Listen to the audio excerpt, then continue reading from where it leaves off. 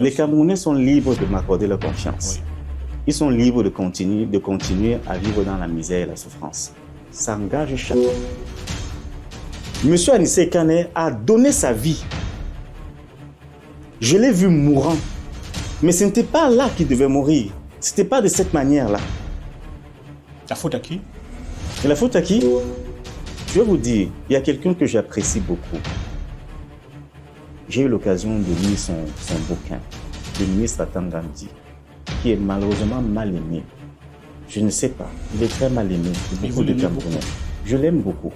C'est quelqu'un qui a le sentiment profond de l'État. Le sentiment profond de l'éthique en politique. Ça, il y a beaucoup de gens qui n'ont pas. Dans notre programme, nous allons fermer les réseaux sociaux à tous ceux qui sont considérés comme des élèves. Ils n'auront plus accès aux réseaux sociaux. Comment vous allez faire ça? Parce qu'il n'y a qu'une seule personne capable de renverser le pouvoir. Il n'y a qu'une seule personne. C'est le peuple. Le cartiérisme, c'est une philosophie politique qui repose sur la notion de quartier. Le quartier est l'unité géographique la plus proche de l'habitant. Donc, pour vous, vous aimez les actions du ministre Atangandi? Non, je n'ai pas dit que j'aime ses actions. J'ai dit que l'esprit, comme on dit, vous avez en sport, on dit le Hemley. Je vois quelqu'un qui aime ce pays, qui est prêt à tout. Quartier. Donc pour vous, vous pensez réellement que le développement du Cameroun peut commencer par les quartiers? Oui. Okay. Le développement du Cameroun passe par la structuration des quartiers en unité de gouvernance à travers les habitants.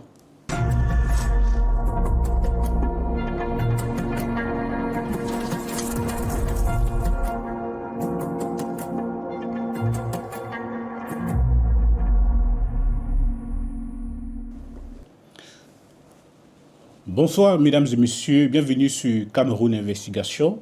Aujourd'hui, nous recevons Dr Amang Gakecha, président du United People's Party, qui est candidat aux élections législatives à venir au Cameroun dans le département du Vouri et porteur d'un projet politique basé notamment sur le concept du quartiérisme. Nous allons parler des élections passées de 2025, d'octobre 2025 au Cameroun, des élections locales à venir et de son projet de société, mais aussi des sujets sensibles comme le tribalisme qui mine actuellement l'espace public camerounais. Alors, vous l'avez remarqué, bonsoir mesdames et messieurs, bienvenue sur Cameroun Investigation. Je vais vous demander, s'il vous plaît, de vous abonner pour continuer et activer la cloche de notification pour continuer à recevoir nos émissions. Bonsoir, Dr Amang Gakecha. Bonsoir, Monsieur Faumetio. Merci de nous avoir accordé un peu de votre temps. C'est moi qui vous remercie pour l'invitation. Alors, comment vous allez, Dr Amang Gakecha? Je me sens comme un peu essoufflé. Je ne dis pas essoufflé pour nos challenges. On est dans un contexte assez difficile actuellement dans notre pays. Et ce contexte peut essouffler beaucoup de personnes qui sont ambitieuses, ambitieuses dans le sens positif du terme.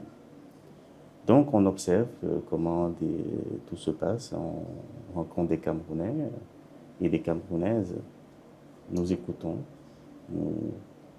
nous faisons nos idées, mais surtout nous essayons de relayer. Et surtout, ce qui est le plus important, c'est qu'on se donne le devoir d'apaiser. Surtout des élections d'octobre récent, même si on a l'impression que tout semble être calme, c'est juste une accalmie. Les gens ruminent énormément de tensions. Les gens sont dans une crise. La société est frappée par une crise collective.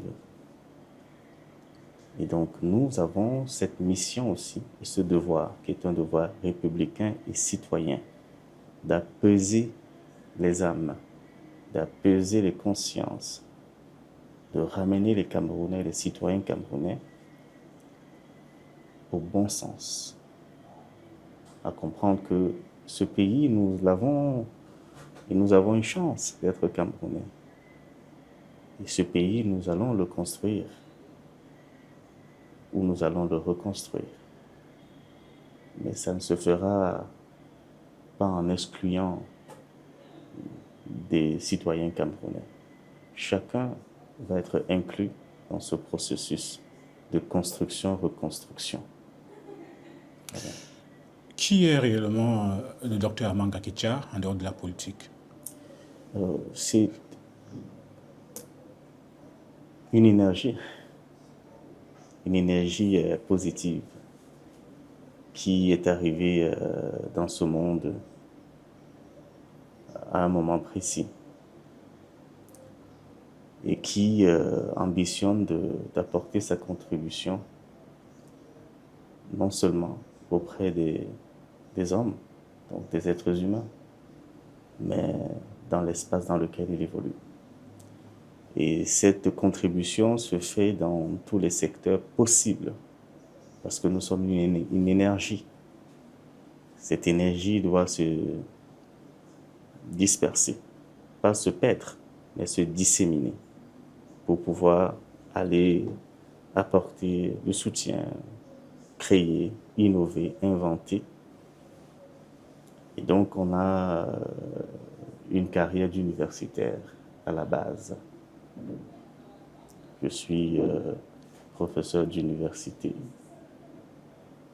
J'enseigne donc. Au Cameroun?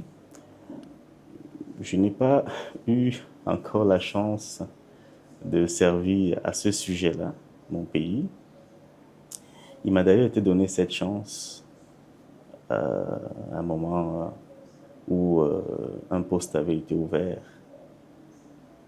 dans un domaine où j'ai acquis une expertise avérée, avec un rayonnement international connu et reconnu, le domaine de la bioéthique, c'est-à-dire simplement l'éthique appliquée à la santé, à la médecine, à la recherche technologique, et donc aux soins de santé, pour être plus basique et primaire. Mais cette opportunité, c'est de retrouver en catastrophe, dans un contexte où on a du népotisme, de la corruption, de la malgouvernance. Mais je n'ai pas pour cela jeté de l'huile ou du déshonneur sur des protagonistes engagés dans le cadre de ce processus de recrutement dans une université d'État, ici au Cameroun. J'ai gardé mon optimisme. Et donc, oui, j'enseigne, mais dans un autre pays, étranger, européen précisément. Et voilà. Vous enseignez dans quelle université? Nantes Université. En France. En France. Est-ce que vous êtes marié, vous avez des enfants? La question de mariage, c'est une question toujours impressionnante pour moi. Je partage ma vie, oui, avec quelqu'un. J'ai des enfants, oui. Voilà. Ils sont des Camerounais? Mes enfants seront toujours Camerounais. Je serai toujours Camerounais. Donc.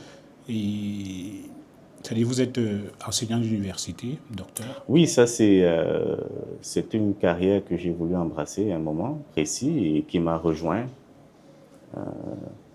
Parce que j'ai fait mes études doctorales à l'étranger, entre la Belgique et le Canada. J'ai d'ailleurs enseigné aussi en tant qu'assistant à l'Université de Montréal, avant de choisir ou de m'orienter vers une autre passion, qui est l'entrepreneuriat. Et là aussi, j'ai atteint des niveaux acceptables.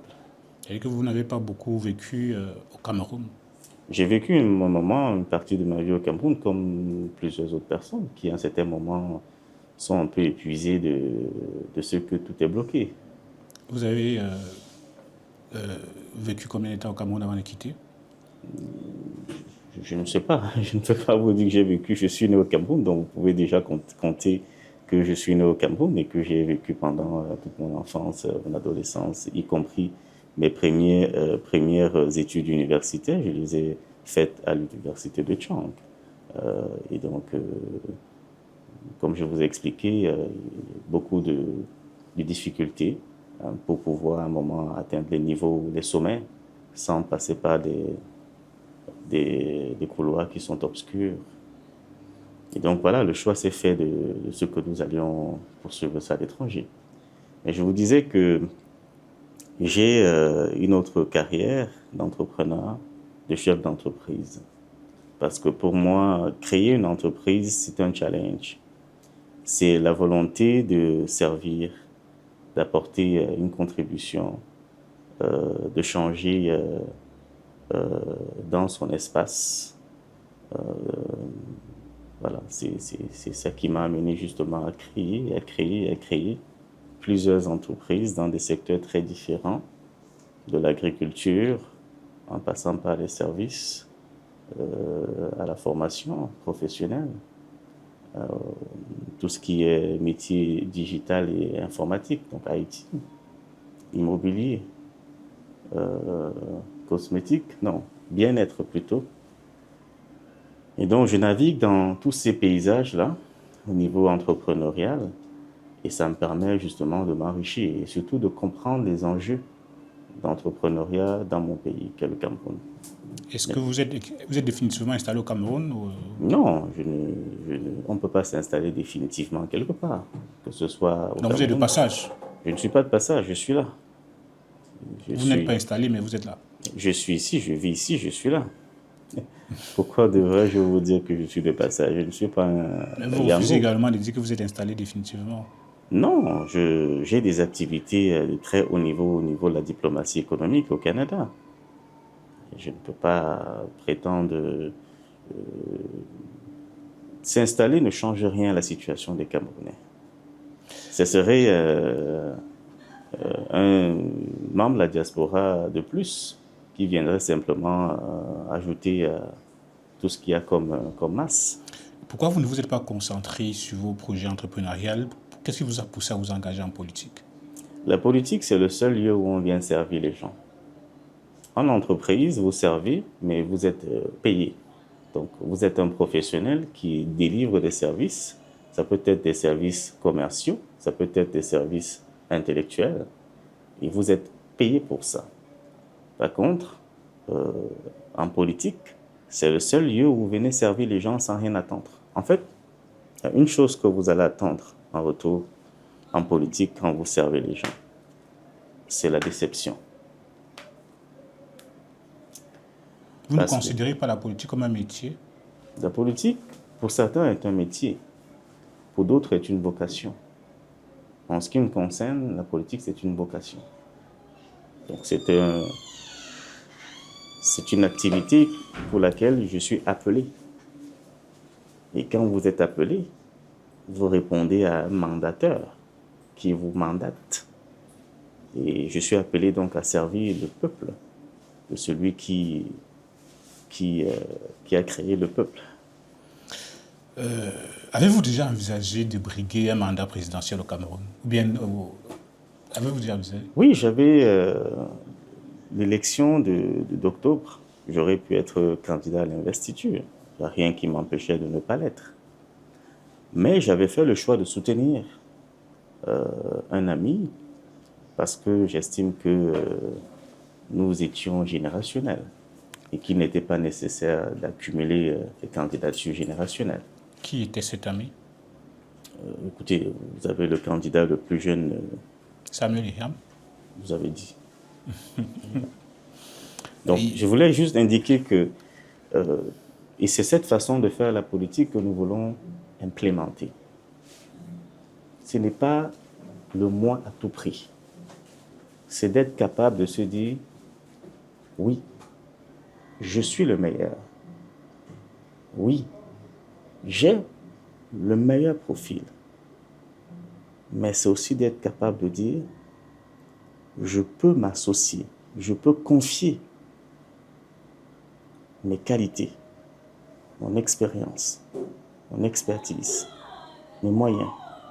Je peux consacrer, je peux le mettre au service de quelqu'un dont j'estime qu'il porte ou qu'elle porte des valeurs profondes qui sont de servir les citoyens.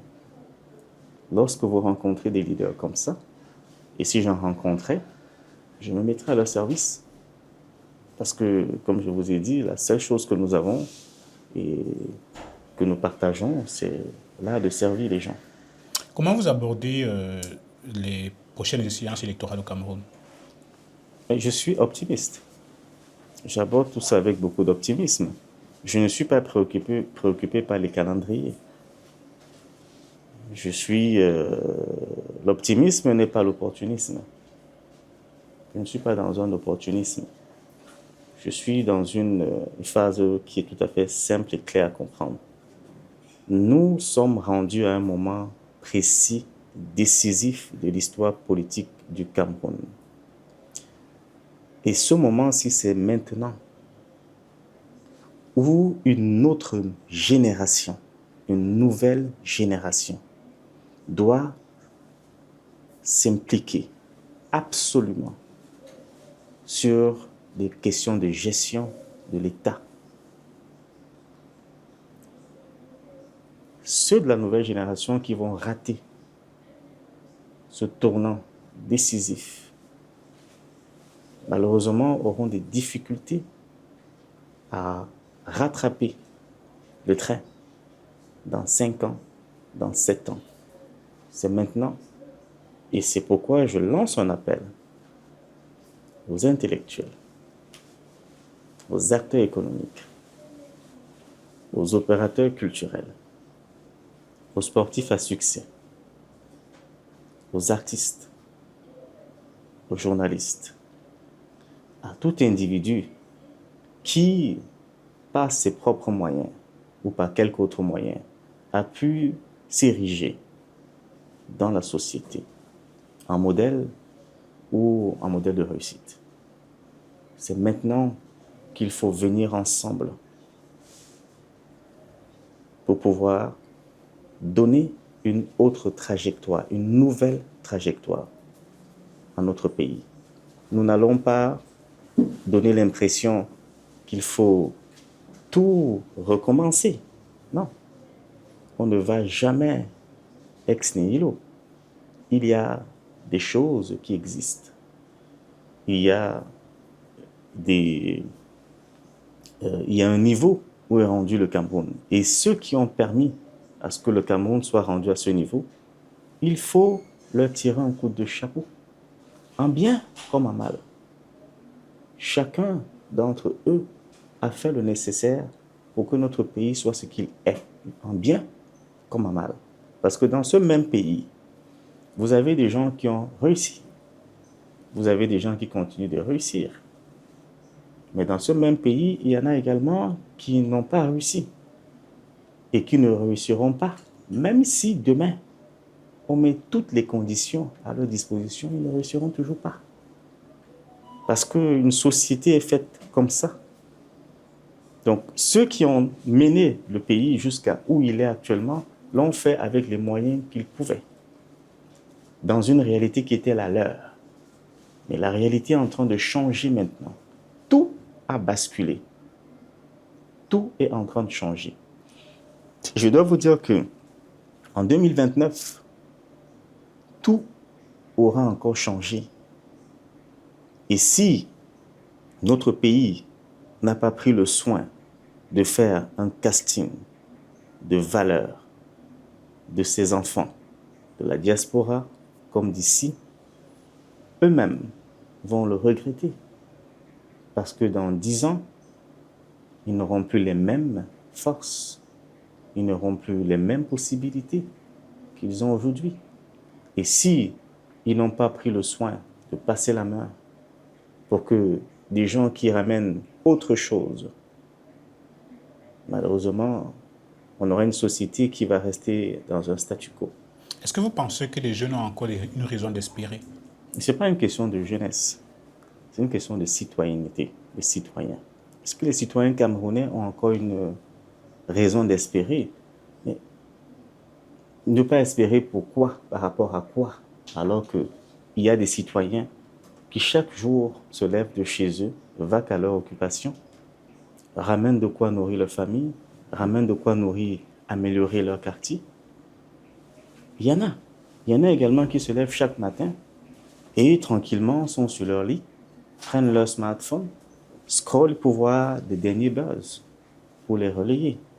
Il y en a qui se lèvent le matin, sillonnent dans le quartier et estiment qu'ils ne peuvent pas aller tenir une brouette ou bien... Est-ce que vous ne pensez pas qu'au Cameroun, on suivit? Les gens survivent. Moi-même, je survis. Vous pensez que je suis Est-ce éloigné qu'on de ça? devrait survivre en permanence? Mais par contre, d'où, c'est quoi les causes de la survivance dans laquelle nous sommes tous plongés? Je vais vous prendre, pour qu'on se comprenne bien. Est-ce qu'il manque de plantains? Est-ce qu'il manque de tomates? Est-ce qu'il manque de sucre? Le problème, c'est le cher, c'est Est-ce le qu'il prix. manque d'huile? Le problème, c'est le prix, Très bien. la cherté de la vie. Vous avez un seul citoyen camerounais que vous avez déjà rencontré, qui vous aurait dit qu'il soit, ou bien on vous aurait dit qu'il soit mort de famine? Un seul.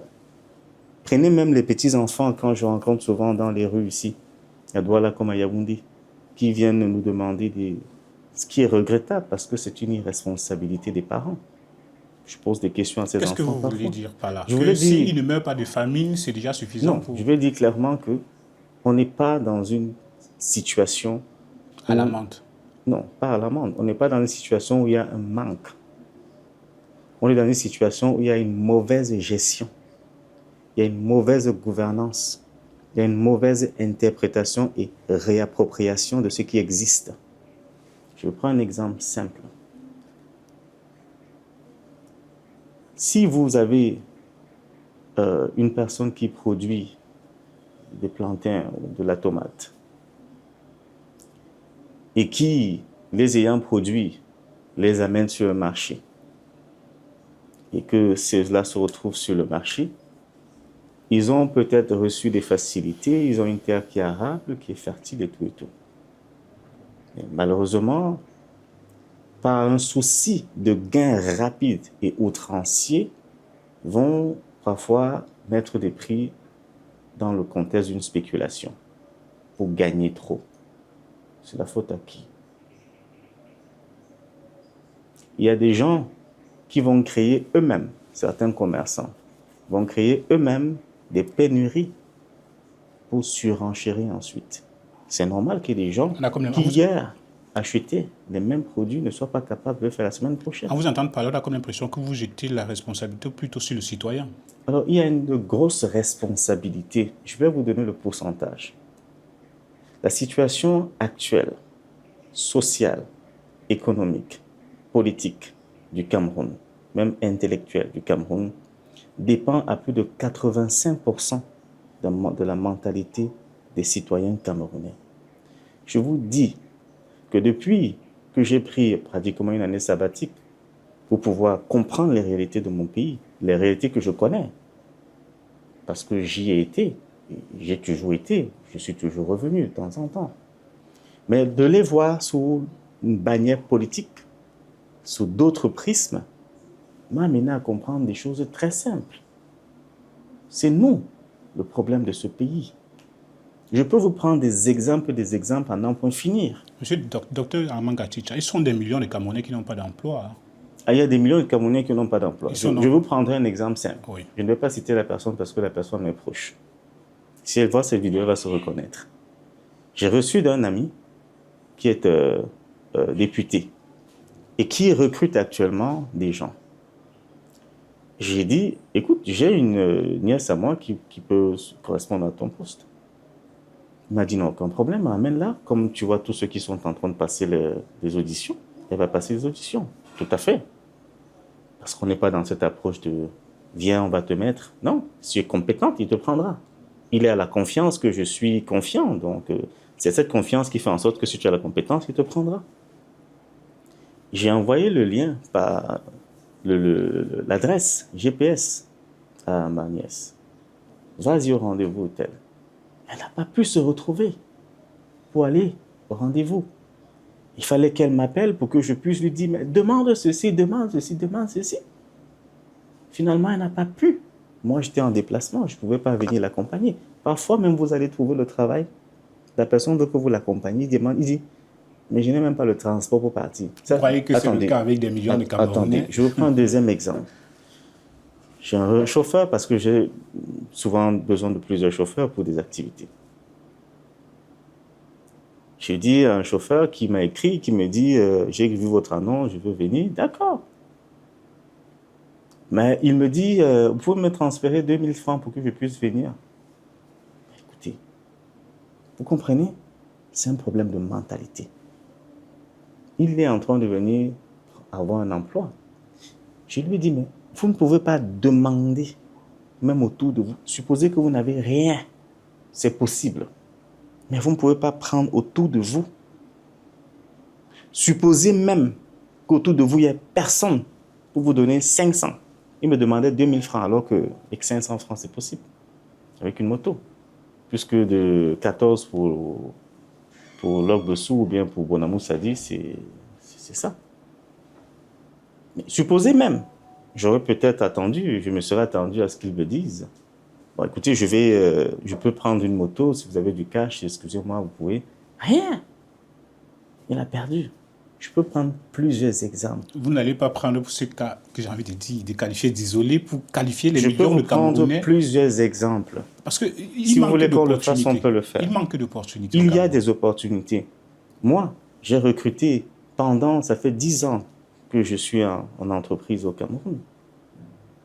J'ai recruté, j'ai tout vu. J'ai vu le miracle. Vous parlez de quoi, cher monsieur? J'ai tout vu ici, dans ce pays. Faites-nous savoir vos... non, réalités. Ça prendrait du temps. Vous voulez avoir connu notre émission? On en parlera.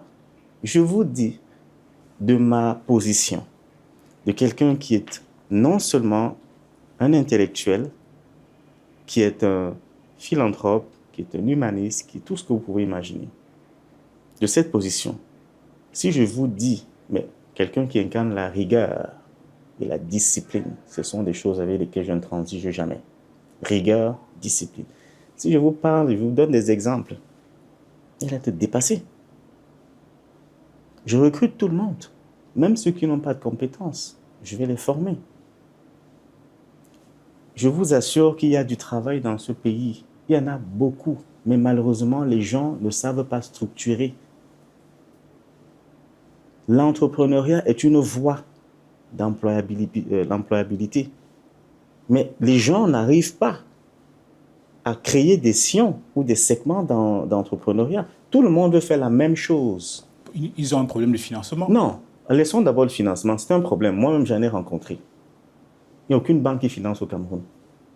Quand vous venez de l'étranger, vous voyez que vous avez accès. Quand vous allez au Canada, dès que vous êtes arrivé, si vous avez un permis de travail, en fonction du salaire que vous avez, on vous donne une carte de crédit avec un plafond de 5 000 $.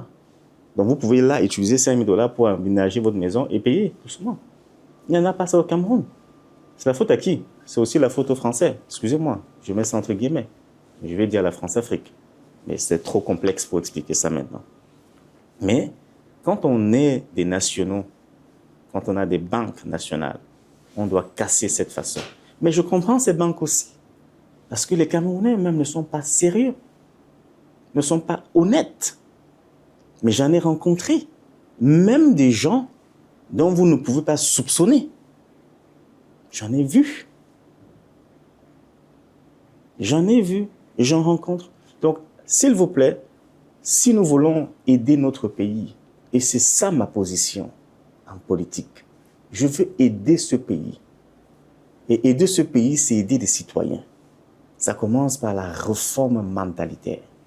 Nous avons un problème sérieux de mentalité.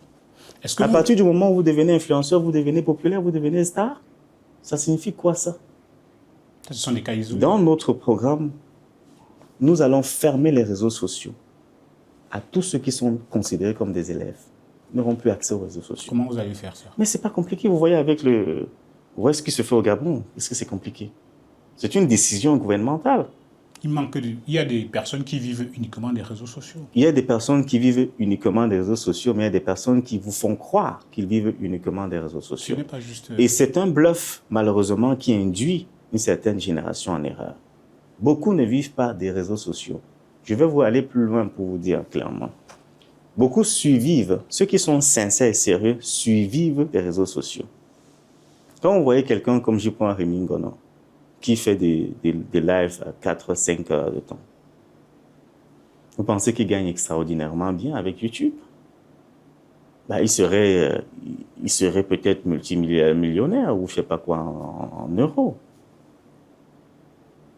Non, c'est ça.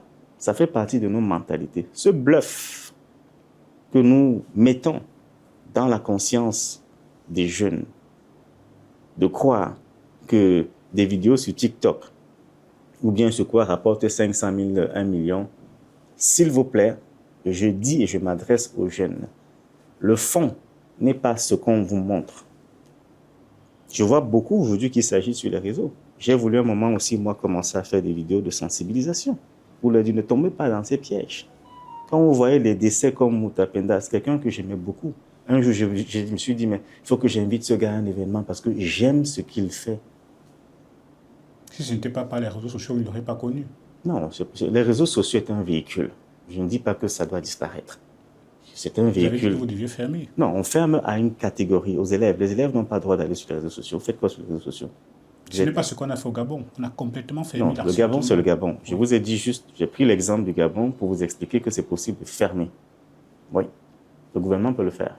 Mais il faut le fermer à une catégorie. C'est-à-dire qu'il y a des applications pour lesquelles, effectivement, vous devez dire aux propriétaires, écoutez, vous ne validez pas, dans mon pays, vous ne validez pas des comptes des personnes qui sont âgées de ceci. Bien que ces gens peuvent être capables, justement, de mentir sur leur âge, mais il y a une façon toujours quand vous croyez que le gouvernement actuellement ne fait rien pour pouvoir réguler les réseaux sociaux? Je ne dis pas que le gouvernement ne fait rien. Je dis simplement que nous-mêmes, nous devons commencer à changer. Je suis sur la mentalité. Je ne parle pas encore du gouvernement. Je dis nos propres mentalités.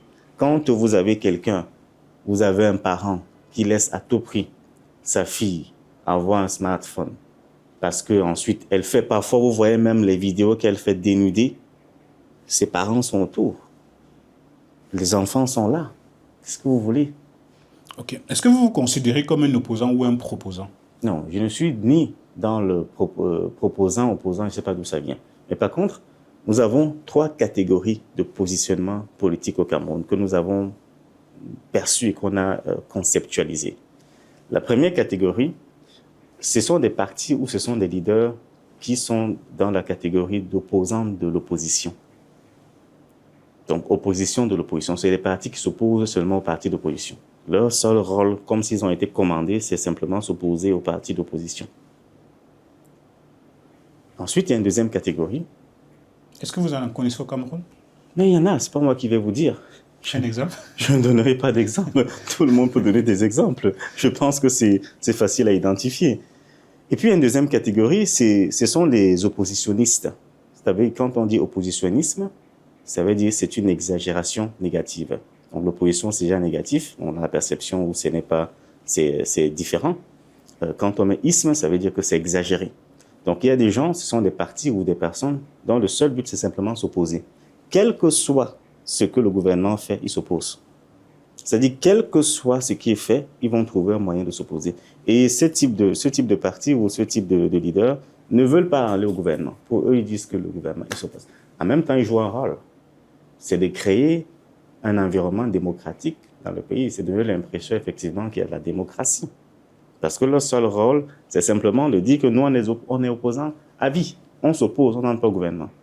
C'est ça. Il y a donc la troisième catégorie que j'appelle l'opposition de gouvernance. Parce que si vous n'êtes pas le parti au pouvoir, vous êtes un parti de l'opposition.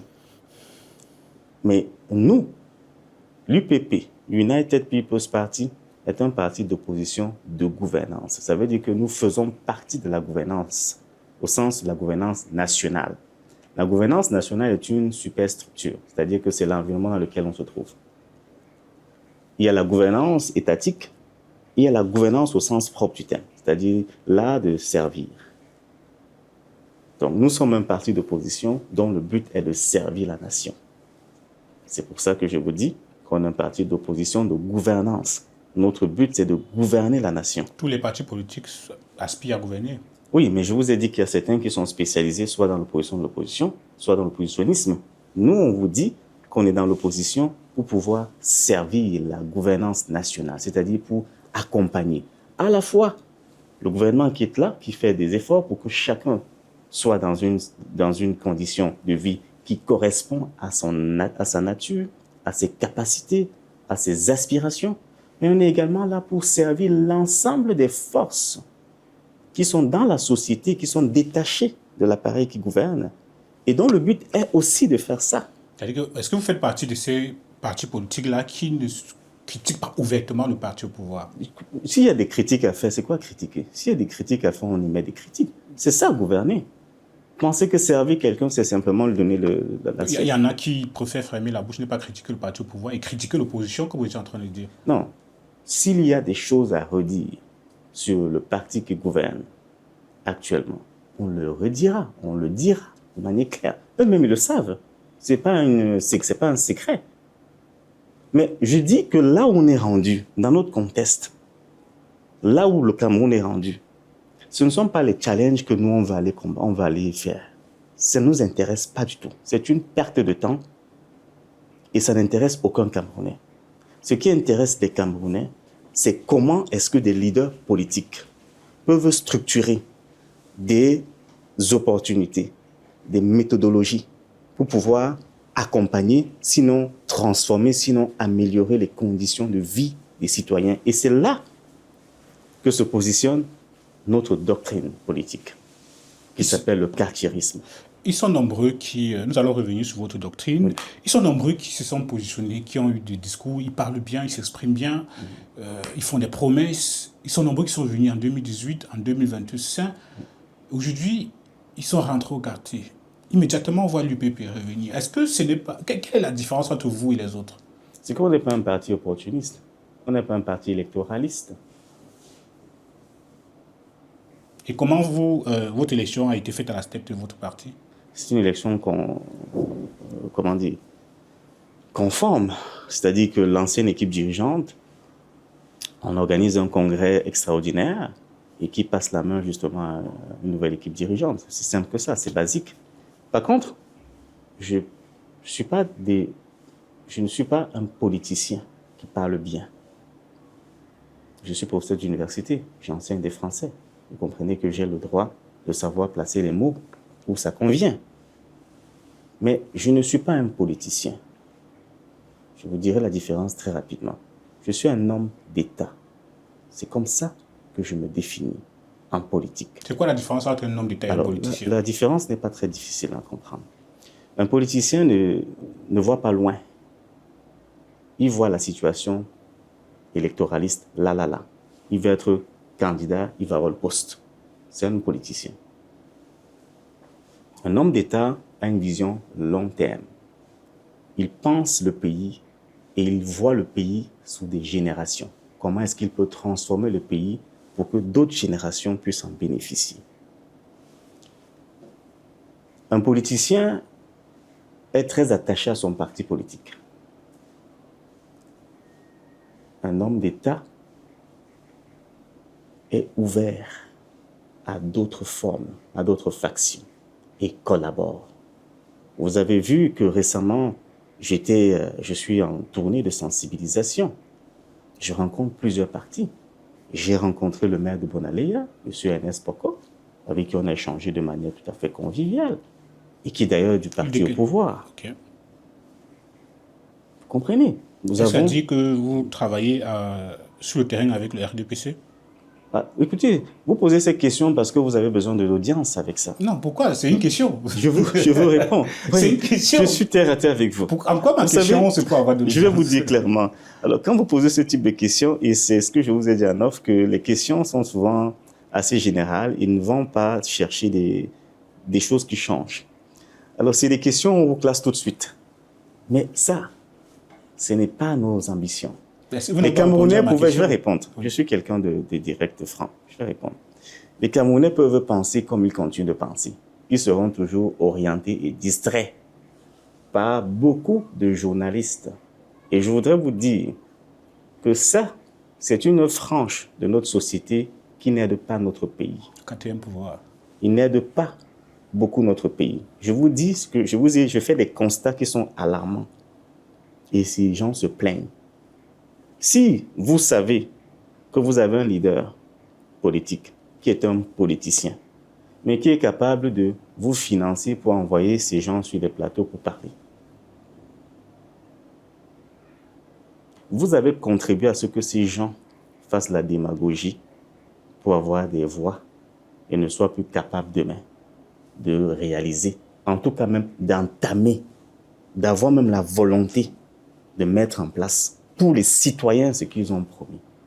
Quand vous entretenez ce type de scénario, vous êtes des fossoyeurs de cette République. Vous ne contribuez pas. Tout le monde voudrait, à l'UPP, je ne sais pas quoi. Vous voyez, nous, on n'est pas très présents sur les médias. Parce qu'on n'a pas le temps de donner un 50 000 à 50 000 tout le temps. C'est du discours bien arrangé. Une autre façon de faire la politique, et on la fera différemment. Je vous réponds maintenant. Vous dites que vous êtes là en train de battre tous ceux qui sont présents sur les médias. Non, je dis simplement que les journalistes doivent contribuer à changer ce pays-ci. Parce que ce qui est fait et ce que j'ai observé n'est pas bon. Ils le savent, il faut qu'on se le dise. Ce n'est pas bon. Parce que quand ils le font pas que pour eux. Il y a beaucoup de gens dont ils scellent les destins. En promouvant parfois des idéologies. Vous entendez, il y a des chaînes où vous avez des gens qui viennent déverser beaucoup de choses qui n'aident pas notre pays. Le tribalisme, par exemple. Ça, c'est une autre chose. Mais je veux répondre, puisque j'ai promis de vous répondre par rapport au RDPC. Oui. Je n'ai pas de gêne à en parler parce que... On vous a vu sur le terrain avec le maire de Bonaléa. Oui. La question était, est-ce que vous travaillez sur le terrain avec le RDPC? Nous travaillerons avec tous les partis politiques qui sont préoccupés à changer les conditions matérielles de vie des citoyens de leur commune. Je vous ai parlé juste du maire de Bonaléa, mais j'aurais pu vous parler de plusieurs autres maires d'autres partis.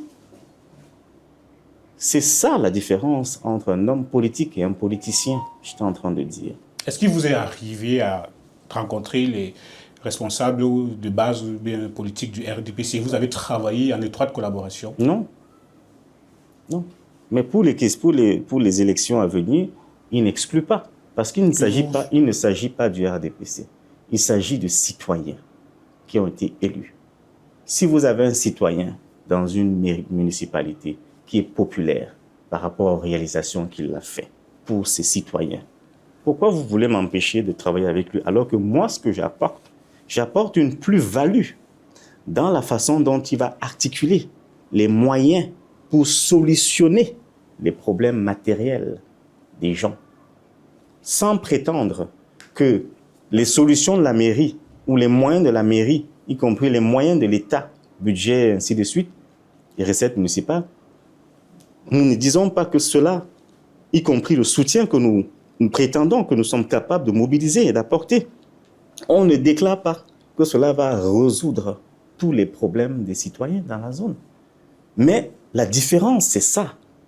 C'est que nous venons contribuer pour que les gens qui se plaignent, qui se morfondent, qui sont à deux doigts d'éclater, qui sont dans une colère, une haine, parfois attisés par le tribalisme et autres.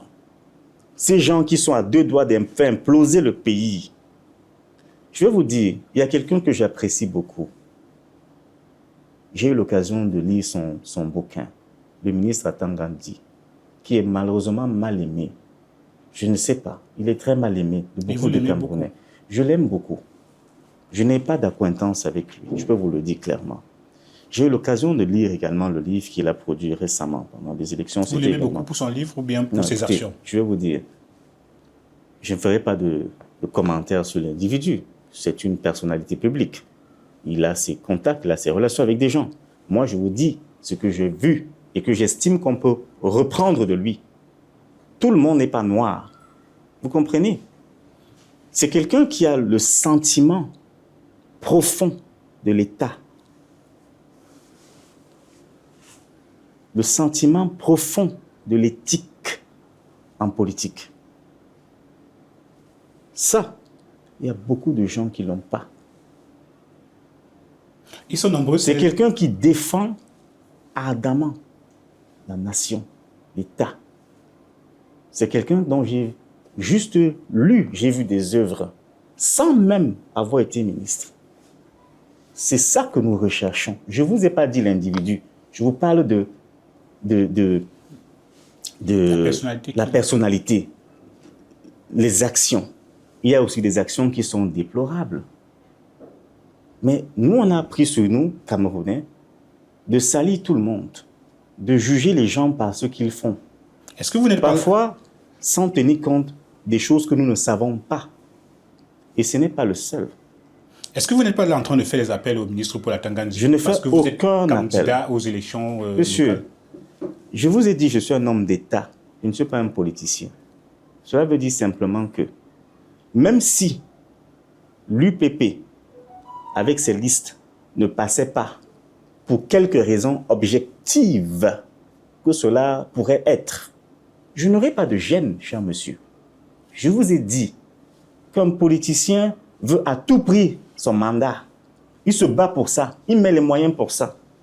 J'aurais pu, parce que je serais candidat à Douala 5e, j'aurais pu consacrer les modestes mais infimes petits moyens que j'ai pour pouvoir tout faire pour convaincre les citoyens de Douala 5e que je suis capable de transformer la ville de Douala en tant que député.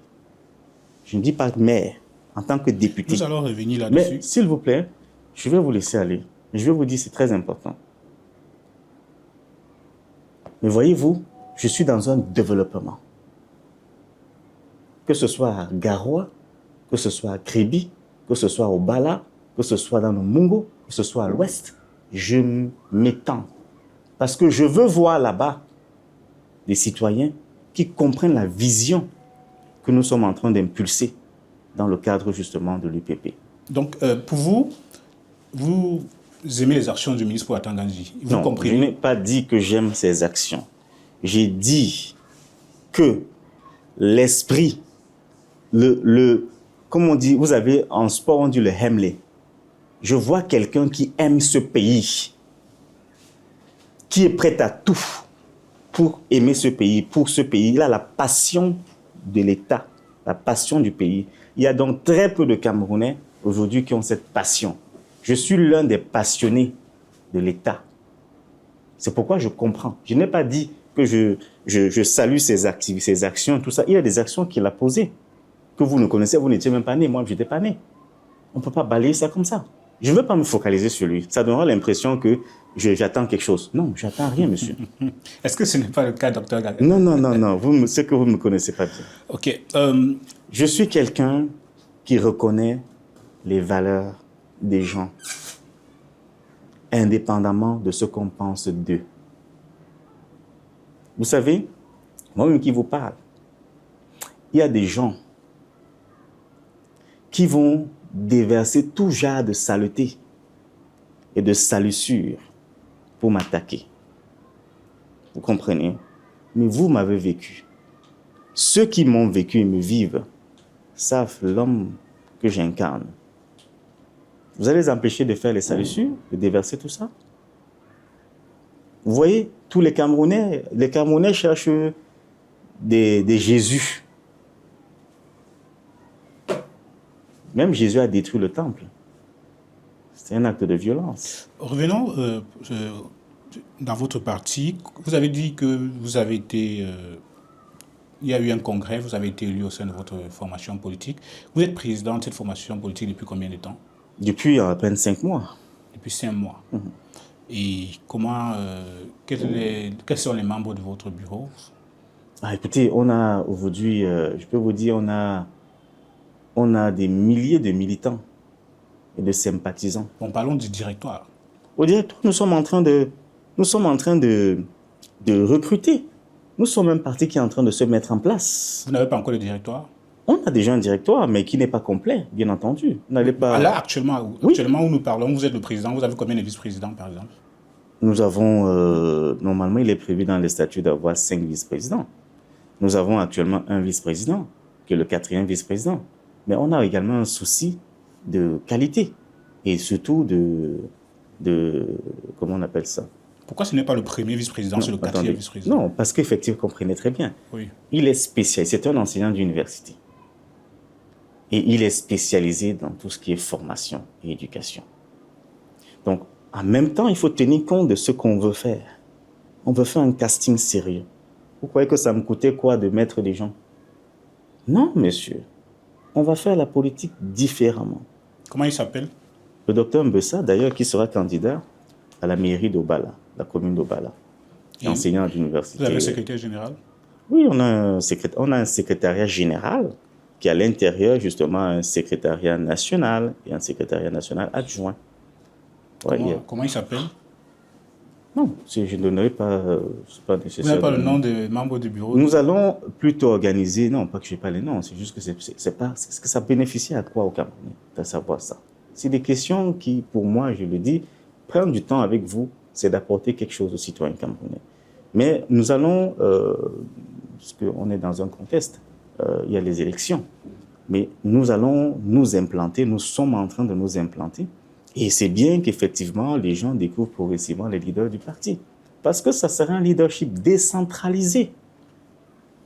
Il n'y aura pas de figure centrale du leader qui est tout le Manitou, non, non. Chacun va être leader dans sa zone de prédilection.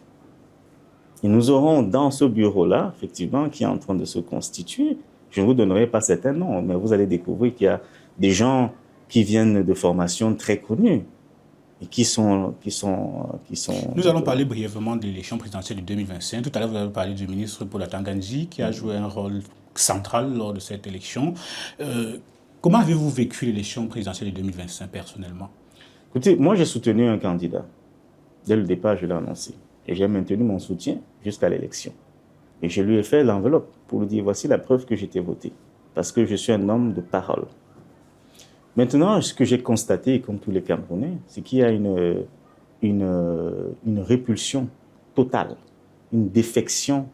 Je vais dire, il y a même une espèce de... Les gens sont, si on parlerait en langage gastronomique, les gens sont dégoûtés par le parti, pour ce que représente le parti au pouvoir.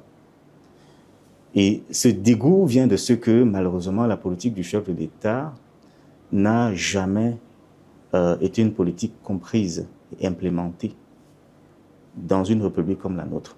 Bien que, comme je le dis aussi, il y ait plusieurs acteurs, à la fois gouvernementaux, à la fois qui ont manifesté ou qui ont matérialisé un certain nombre de visions. Je le dis parce que quand vous êtes à un niveau, vous pouvez voir la superstructure de l'État. Et vous pouvez comprendre que les choses sont structurées pour que tout fonctionne bien. Ce n'est pas pour dédouaner Monsieur le Président de la République. Je veux simplement être réaliste. Clair. Ça veut dire que si demain, j'accédais à la magistrature suprême ou un autre leader accédait à la magistrature suprême, il verrait qu'il y a une superstructure qui est bien établie. Par contre, il y a des réformes qu'il faut faire. Il y en a plusieurs, dans plusieurs secteurs. Il y a surtout ce qu'on appelle une idéologie qu'on doit mettre en place, qui doit être basée non plus sur le développement, mais plutôt sur l'innovation. Mais ça, le gouvernement en place ne le fait pas. Le leader actuel ne le fait pas. Parce que ce n'est plus leur époque. C'est des gens qui ont été dans une époque où on parlait de développement. Nous sommes passés à une époque où on parle d'innovation. Malheureusement, ils ne comprennent pas ce que c'est. Parce que l'innovation, ça va chercher des capacités intuitives exceptionnelles. Innover, c'est créer. Et la création, c'est de l'ordre de l'imagination. Ce n'est pas seulement de l'ordre de l'intellect ou de la rationalité. C'est de l'ordre de l'imagination. Et l'imagination ici, ce n'est pas une imagination éthérée, c'est-à-dire ce n'est pas une imagination vague et nébuleuse. C'est une imagination qui doit être enracinée. C'est une imagination créatrice. Et malheureusement, le leader actuel, qui est le président de la République, n'a pas cette imagination. Il n'a pas cette capacité d'innovation. Et donc, y compris l'ensemble des castings qu'il réalise et qui est depuis des années, ils sont plus à ce niveau. À une époque, on avait des gens comme ça. Mais malheureusement, comme tout est politisé, les gens ne se donnent même pas la capacité d'innovation.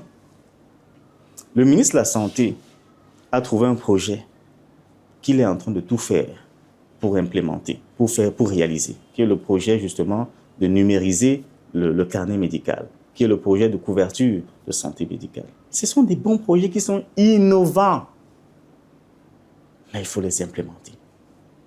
Vous pouvez prendre l'ensemble des secteurs. Vous allez vous rendre compte qu'il y a des choses qui sont de l'ordre de l'innovation, mais malheureusement, ils ne comprennent pas comment l'implémenter. Parce que tout est verrouillé. Ceux qui sont capables d'impulser cela ne le comprennent pas du tout. Sans compter les corruptions des agents, qui parfois, c'est eux qui doivent travailler sur des études, sur des projets, malheureusement, ça échoue parce qu'il y a la corruption. Vous avez dit que vous avez voté Samuel Hiram Iodi. Je n'ai pas dit qui j'ai voté. J'ai dit j'ai voté un candidat que j'ai suivi dès le départ. Il s'agit de Samuel Hiram. Si vous le dites. Ce n'est pas le cas. Mais c'est le cas. Le problème, c'est que moi, je suis en train de vous parler de ce que nous sommes en train de vouloir réaliser avec l'UPP. Mais vous avez tendance à me présenter des candidats. Je sais que ça permet de faire du buzz. Mais moi, je ne suis pas un homme de buzz. Pourquoi vous pensez que les questions permettent de faire du buzz? Non, parce que c'est des questions orientées. C'est oui. vous qui avez vécu la situation. Oui. Nous sommes en train de parler de cela. Oui. Il peut y avoir des questions qui peuvent susciter des réactions, mais ce n'est pas ce que nous cherchons ici. Là. Très bien. Donc, selon vous, est-ce que les élections en 2025 ont été inclusives et transparentes? Il y a eu de l'inclusion. Malheureusement, il n'y a qu'une seule femme. Comme candidate, ce qui est dommage. On aurait voulu qu'il y ait quand même une belle parité, sinon quand même un bon pourcentage de femmes. Vous n'avez pas d'inclusion, donc il y a une inclusion. Bon, on ne peut pas inclure tout le monde aussi, ça c'est certain. Même si nous, à l'UPP, on déclare qu'on est un parti inclusif. Donc on veut inclure tout le monde. Tous ceux qui sont même des marginaux, on veut les inclure. Maintenant, le deuxième pan de votre question, c'était la transparence, c'est ça? Alors les élections qui se sont déroulées, selon les rapports qui ont été faits ou proposés ou qu'on a découvert parfois sur les réseaux sociaux et tout, moi, je n'y ai pas participé en tant qu'acteur. Il m'est difficile, sans éléments factuels, de dire qu'il y a eu une transparence ici ou pas. Par contre, en tant qu'observateur, j'ai constaté une grande ferveur autour d'une candidature, d'un candidat, qui est M. Issa Tiroma Bakary, qui est un ancien ministre, et qui a suscité un fort engouement. Cela m'a amené à constater, à comprendre que les Camerounais veulent absolument le changement. Et pour eux, quelle que soit la personne qui leur présente un visage de changement, ils sont preneurs. Donc on a constaté une adhésion extrêmement massive autour du candidat Issa Tiroma Bakary. Mais je le dis aussi parce que j'ai eu le temps de me balader un peu. On a également constaté que beaucoup de Camerounais structurés ont fait et ont continué d'avoir leur leader traditionnel et de le mettre en avant. Plusieurs leaders, chacun qui était là avec son petit précaré et tout, mais quand j'observe les deux grands candidats qui ont rassemblé le maximum d'adhésion populaire, il y avait le candidat président de la République actuelle, M. Paul Biya, et le candidat Issa Tiroma Bakary. Mais à l'observation, il va de soi clairement que le candidat pour lequel il y avait une plus forte adhésion en termes de popularité, c'était bien M. Issa Tiroma Bakary. Donc moi, c'est ça mon approche d'un observateur, et c'est ce que j'ai pu voir. Maintenant, je n'ai pas été dans les PV pour savoir qui a gagné, qui n'a pas gagné. Je pense que c'est votre prochaine question, mais rassurez-vous, je ne suis pas dans les PV, donc je ne peux pas déclarer. Si j'avais été candidat à cette élection, j'aurais eu des PV, je vous aurais présenté des PV, simplement. Vous l'avez dit, est-ce que vous avez remarqué que les Camerounais ont de l'engouement pour les candidats qui ont une position assez radicale contre le parti au pouvoir? Oui, mais je n'ai pas une bonne façon. Et je ne ferai pas ça. Est-ce que vous ne voyez pas que les Camerounais ne pourront pas vous accorder leur confiance? Les Camerounais sont libres de m'accorder leur confiance. Oui. ils sont libres de continuer à vivre dans la misère et la souffrance. Ça engage chacun. Je suis un homme politique et un homme d'État et non un politicien. Je ne vais pas vouloir vous dire des choses... Un homme d'État, ce n'est pas d'abord un politicien? Non, c'est deux choses différentes. Un homme d'État, je vous ai donné quelques différences. Un homme de d'État, il est préoccupé par servir la nation. Un politicien est préoccupé par se servir lui-même. Donc, si moi, je viens là, vous me posez une question, je me mets à dire, ouais, il faut que je sois radical. Je suis dans une approche populiste et électoraliste où je veux à tout prix. Mais voyez-vous, ces leaders qui le font à dessein.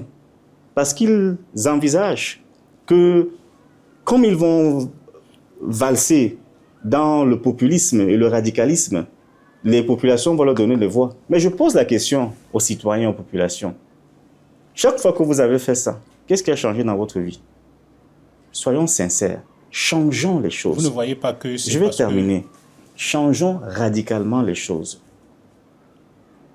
Ce que les citoyens ont besoin, là où on est. Je suis sur le terrain, je rencontre des citoyens dans tous les secteurs, dans les maisons. Ce que les gens veulent, ils veulent des gens qui soient capables de structurer des solutions. Ils veulent des gens qui ont des solutions, donc qui ont des manœuvres de pouvoir et qui soient capables d'améliorer leurs conditions de vie matérielles. Je ne parle pas des conditions de vie spirituelles et psychologiques, je dis matérielles. Peu importe votre radicalisme et toutes ces affaires, amenez simplement ce changement que les gens ont besoin. C'est tout ce que les gens demandent. Est-ce que vous pensez que le système électoral camerounais permet une véritable alternance politique? Mais s'il y a des gens, le code électoral, je l'ai lu, je l'ai étudié, je le vois, il y a des... Écoutez, il y a des choses qu'il faut sans doute toiletter, il faut reformer, ça va de soi. Mais à la fin, ceux qui décident, c'est les citoyens, ce n'est pas le code électoral. Je le répète et je le dis. Si les citoyens continuent d'avoir confiance en des personnes qui, par leur radicalisme, leur donnent l'impression qu'ils sont contre le gouvernement, ils vont continuer de se faire berner. Vous croyez que les Camerounais se sont toujours fait berner? Ils se font berner chaque jour. Même maintenant, ils vont continuer de se faire berner. Malheureusement. Et c'est cette vérité que je suis là pour dire. Et c'est quoi la solution? Attendez. Je peux faire aussi ça. Ou qu'est-ce qui m'empêche? Vous croyez que je suis lié quelque part? Vous croyez que c'est un scénario? C'est un scénario. Je peux faire aussi ça. Je peux jouer ce rôle. Ou qu'est-ce qui me dit qu'est-ce qui m'empêche de dire Paul Biya Mosgo? Qu'est-ce qui me dit que Paul Biya c'est un crapuleux, c'est un dictateur? Qu'est-ce qui m'empêche de le dire? Qu'est-ce qui m'empêche de dire que tous ces ministres, il faut les virer? Je ne suis pas un populiste, monsieur. Peut-être parce que vous n'avez pas la même façon de voir les choses. Tout à fait. Non. Parce que simplement, j'estime que si vous prenez, vous, chacun dans sa famille, dans sa maison, seulement dans votre maison, comment vous gérez votre propre maison? Avant de chasser les gens, avant de dire que tous ces gens sont noirs, vous-même, est-ce que vous êtes blanc? Vous-même, vous vivez comment chez vous, dans votre quartier? Qu'est-ce que vous faites de concret pour transformer votre environnement de vie le plus proche? Vous savez que ces leaders-là mettent leur vie en danger. De quelle vie en danger? Leur propre vie en danger. Mais tout le monde est en danger, pas seulement au Cameroun, dans tous les pays. Nous avons vu pendant l'élection présidentielle ce qui s'est passé. Qui est en danger? Oui, écoutez, j'ai une très grande... Et je pense qu'on aurait commencé cette mission en rendant encore un hommage à Anissé Kane. Pour moi, j'ai dit à sa famille, parce que dans une autre dimension, j'ai d'autres qualités, des dons spirituels. J'ai dit, j'ai vu la mort de M. Anissé Kane avant même qu'il ne s'engage dans toutes ces affaires politiques, c'est-à-dire le moment là. Et vous croyez que c'était du scénario qui était en train de jouer? Non, j'ai dit ceci. Quand j'ai vu, j'ai dit à ma compagne, qui peut témoigner de ce que je vous dis, je l'ai rencontré, je l'ai aperçu à Triomphe, à Total, je pense que c'est Bonanjo, là-bas, en face de la mairie de Douala-Premier. Il était dans une voiture, une Toyota, je pense une Toyota Corolla. C'était une voiture. Je voulais l'interpeller. Je n'ai pas eu cette chance. Ma compagne était dans sa voiture de service. J'étais dans mon véhicule. J'ai parlé au téléphone, dit que voilà, Anissé Kane que je veux rencontrer depuis. Je ne sais pas, j'avais comme quelque chose qui me disait, il faut que tu lui parles. Et finalement, j'ai pas pu, j'ai parlé avec ma compagne, je lui ai dit, mais vraiment, je ne sais pas pourquoi le père là vient bousculer là, parce que je vois il est en train de partir. Ça va simplement accélérer. À cause de ses positions? Non, parce que je l'ai vu souffrant, monsieur. Je ne connais pas, je n'ai jamais rencontré M. Anissé Kane physiquement, qu'on s'est rencontrés comme ça, jamais. Mais je vous ai dit que j'ai d'autres dons. Oui, parce que ce que vous avez dit que la majorité des actions qu'il mène, ce sont des scénarios écrits. Non, je n'ai pas dit M. Anissé Kane. Oui, non, je dis, il faisait partie de ces... Non, il ne faisait pas partie. M. Anissé Kane, s'il vous plaît, c'est quelqu'un, c'est une mémoire qu'il ne faut, c'est pourquoi je vous dis, vous les journalistes, faites bien attention. La mémoire de M. Anissé Kane est une mémoire précieuse. Il ne faut pas jouer avec cette mémoire-là. Je vous dis que nous, nouvelle génération, nous voulons préserver ce pays. Je ne vous parle pas de ça pour Paul Biya, pour les ministres que vous avez dit que vous... Je ne parle pas de ça pour eux. Je vous dis qu'on doit préserver ce pays pour nous, pour vous, pour ceux qui sont derrière. Parce que l'ensemble de ces personnes, dans 15 ans, ils ne seront plus là, monsieur. C'est nous qui allons être là. Monsieur Anissé Kane a donné sa vie.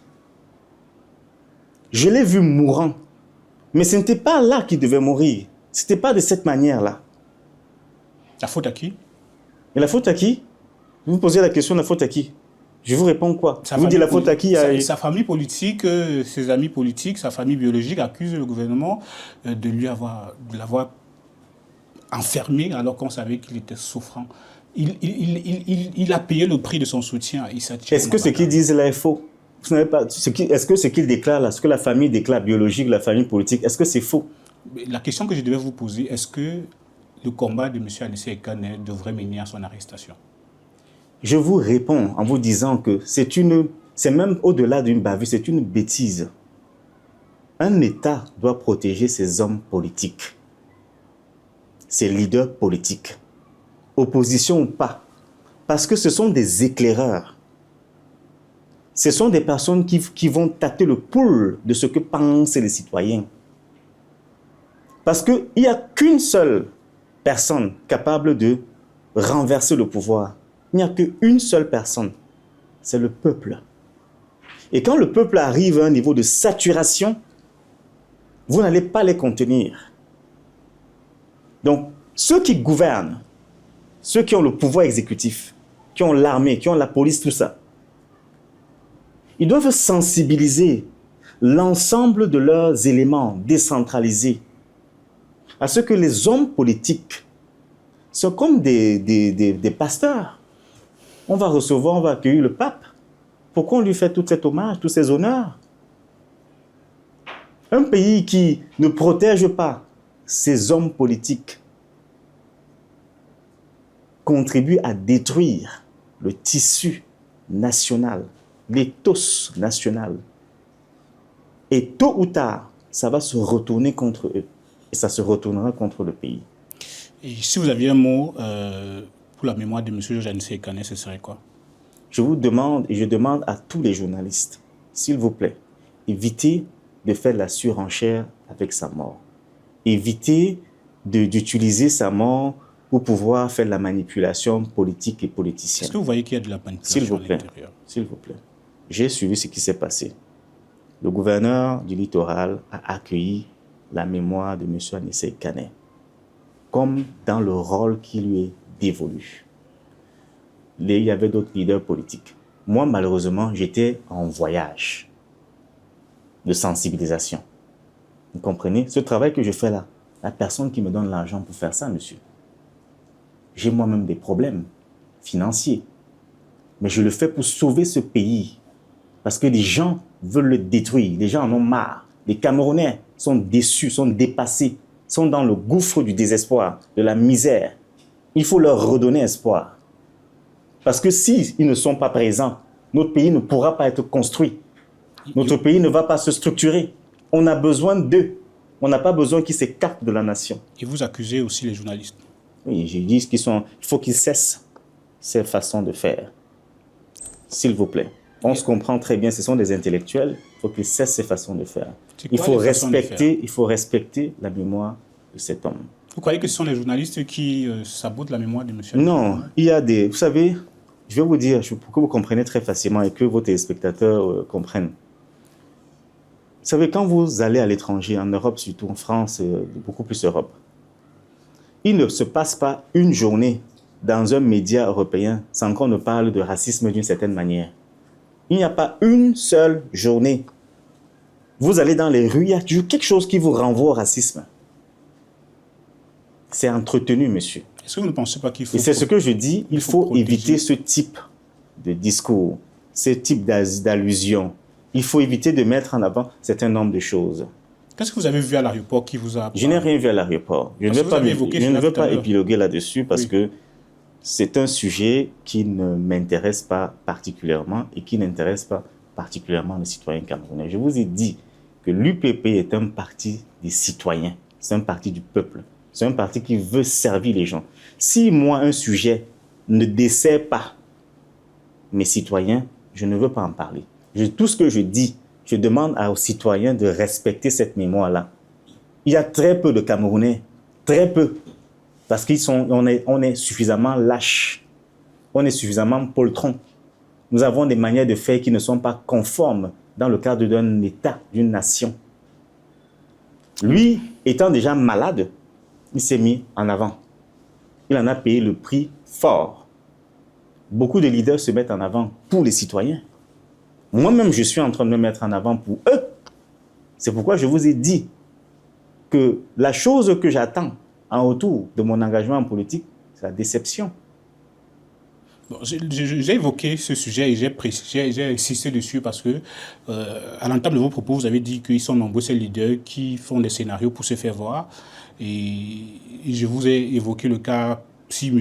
Georges Anissé-Ekane faisait partie. Je vous disais justement que est-ce que ça plaît à un individu de courir les risques de se faire peut-être tuer, de se faire arrêter juste parce qu'il veut se faire voir. Ne mentionnez pas M. Anissé-Ekane dans... Justement, vous savez le discours. Imaginez-vous qu'on coupe ce que vous venez de dire. Première proposition. Les hommes politiques sont des marionnettes ou ce sont des scénaristes. Deuxième proposition, vous mettez Anissé-Ekane. Si on prend simplement ça, vous comprenez que voilà ce qu'on dira de vous, s'il vous plaît. Ne mêlez pas son nom à ces choses-là. D'accord. Respectons le nom que ce monsieur a porté et ce qu'il a été pour ce pays. Il devrait avoir une stèle, Anissé-Ekane. Il devrait avoir. Pour vous, c'est un héros? Je ne cherche pas les... J'ai vu les discours d'héros et martyrs et tout ça. C'est la même chose que j'ai dit du ministre Atangadi et que je peux dire d'autres personnes. C'est des gens qui ont une passion de l'État. C'est des gens qui ont une passion de ce pays. Et c'est ça que je prends. Parce que moi-même, j'ai la passion de ce pays. Si je vous dis, ça prendrait beaucoup de temps pour vous raconter mes histoires avec ce pays. Ok. Vous m'avez demandé pourquoi je n'ai pas enseigné, pourquoi je n'enseigne pas au Cameroun. Ce n'est pas de ma faute. Mais j'aime ce pays. Il y a plein de choses que je vous dirai, mais j'aime ce pays. C'est la faute de l'État? Non, ce n'est pas la faute de l'État. C'est la faute d'individus, de certaines personnes. Qui gèrent de certaines personnes qui ont des pouvoirs que l'État donne. Mais qui n'ont pas l'esprit que je vous ai dit, que j'ai vu en certains, à la fois certains membres du gouvernement, certains leaders, y compris certains leaders politiques. Ok. Vous êtes candidat à l'élection législative, vous avez dit dans le Vouri. Oui. Pourquoi ce choix d'être candidat aux législatives? Pourquoi pas au municipal? Écoutez, j'ai actuellement plus de 20 propositions de loi qui sont là, sur la table, que je vais défendre à l'Assemblée nationale. Ces propositions de loi-là, que nous soyons majoritaires ou pas, que l'opposition soit majoritaire ou pas à l'Assemblée nationale, tout le monde est d'accord avec ça. En tout cas, la majorité sera d'accord avec ça. Je vous prends juste un exemple. Un seul. Je défendrai une proposition de loi exposant que les bailleurs, les propriétaires de maisons puissent... En fait, que les locations de maisons, donc de bails commerciaux ou bien habitations de domicile personnel, soient ramenées à pas plus de 6 mois.